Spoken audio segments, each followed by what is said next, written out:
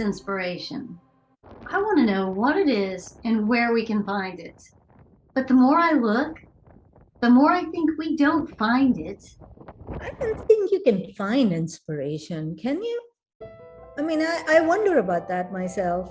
Sometimes multiple things may happen in a given circumstance. We move towards it by doing something, anything.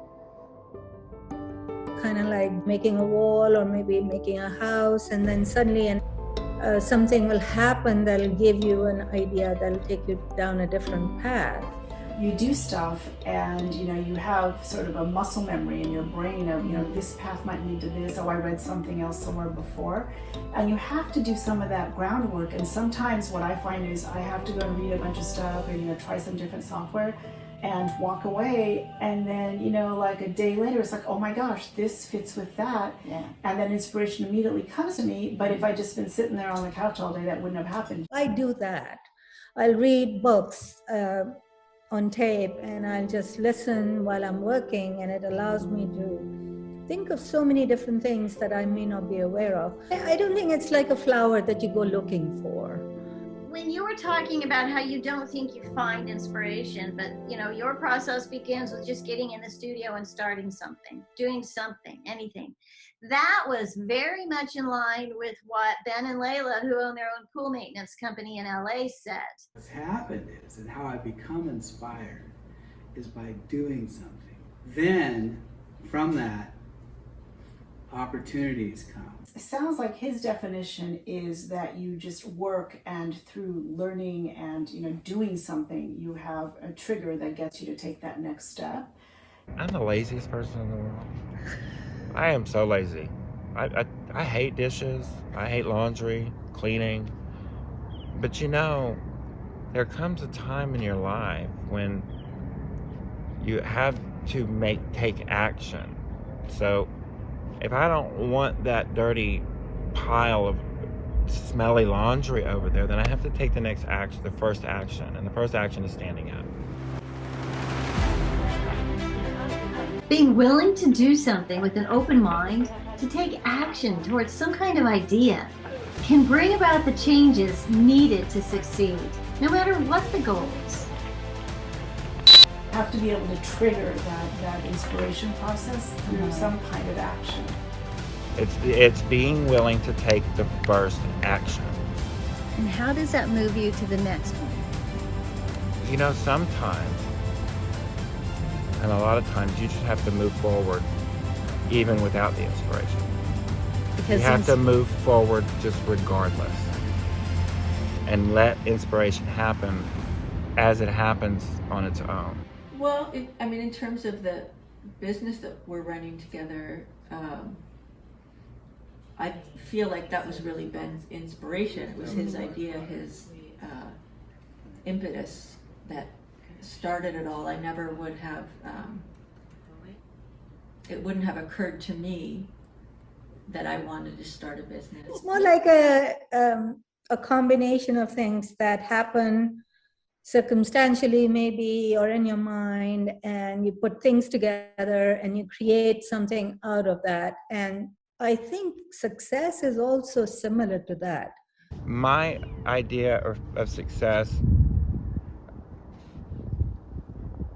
is, it really has nothing to do with what I own. I really would like to have the nicer house and, drive a cute car and go travel to Greece and Maldives. But I have a home that I built with my partner.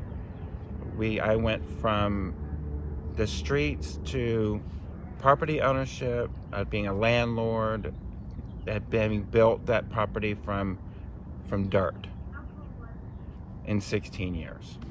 And now, because of this thing that we've built over this 16 years, I have a lifetime of the means to support myself. Maybe change is a key element. Being open to change is a key element to finding inspiration. Yeah, I think so. I think changing your location, your perspective, changing the books you're reading, changing the clothes you are wearing, mixing something new into your environment can be so educational, I think. A part of what inspires me is like when you do something, like whether that's like finishing a really long book or doing something that you don't want to do, and then doing it, it's like the feeling you get after accomplishing that, like You're inspired by success, yeah, previous accomplishment. yeah. So you can go that route too. So it's many different routes. The only way to not be better than the first day is to never do it again. Even if you don't achieve it, you just see the growth. Yeah. And that tells you that's your self-affirmation right there. I can do it.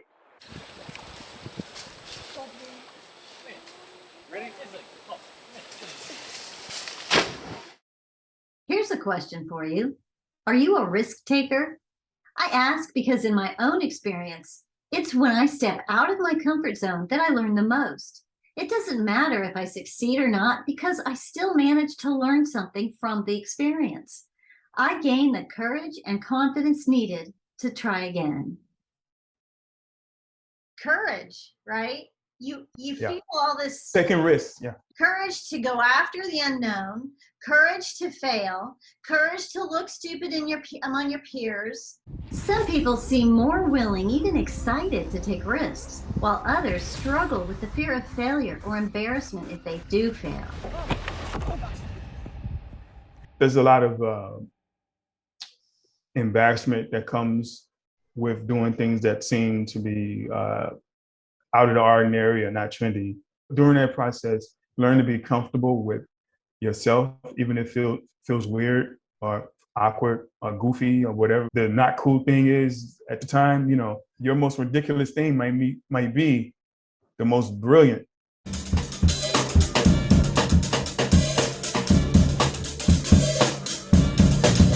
So what happens if you're not a risk taker? That sounds like me, a long time ago. Really, it was.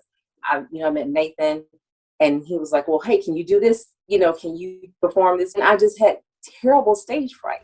As my stomach rumbles over rocks, I close my eyes and hear all the tick-tocks of time wasted on securities and subtle fears. I pray my backup kicks in at any given moment. While being willing to take a risk can lead to our most brilliant ideas, that same spark can also lead to too many ideas, and that can leave us feeling overwhelmed. Whatever it is that sparks you, you're going to feel that energy, and maybe it inspires you to do more than one thing at a time. Because sometimes I don't want to do all that, so you can't do all that, but take note of what it is that you do want to do and say, okay, well, you know what? Let me focus on the task at hand and let me get this done. And then maybe later I can do this. You can be good at everything at the same time. So things are going to suffer here and there. And I just scored the wrong side. You just have to prioritize. With the knowledge we gain, we're able to grow and become more than we ever thought we could. I lived on the streets for a long time. I was a drug addict, and I was a prostitute, and I worked the streets.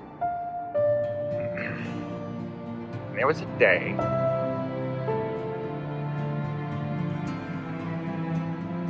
my last day on the streets. I literally peeled myself off the streets and did it one day at a time. And it's even more micro than that. I had to do it sometimes at 1 second by 1 second by 1 second. Yeah, one breath at a time. One breath at a time. When we get an idea, we know that without some action on our part that's either new or even risky, we won't be able to develop that idea. Does that mean that taking a risk has value? So when you're about to take a risk, what is it that goes through your head? Why do you think it's worth it? What value is there in taking risks? There's this little miniature sense of adventure that suddenly pops up in your mind for that moment. And a little bit of exhilaration to it. You feel free and so that's good, and that's worth some risk. So in that moment, we make a choice. Take the risk or don't take the risk. In many situations, that can be a defining moment. Yeah. I recommend to anybody, go out and do something solo. One of my favorite things to do solo is long hikes, even, weekend backpacking trips or sea kayaking trips. A long hike, overnight, several nights, whatever, a long paddle in the kayak. You learn things maybe you didn't know about. When we walk a path, putting one foot in front of the other, sometimes stepping where the ground is familiar and sometimes where it's not, we're acting on an internal sense that this is what we want. So I wonder, is that also inspiration to let each step guide the next? The good thing is that sometimes I take that step and find myself ready to try again, to take another step. It's the first step that's always the hardest. But with each step I take, I build the confidence and the courage needed to take the next one. There's a feeling we get when we do something we've never done before.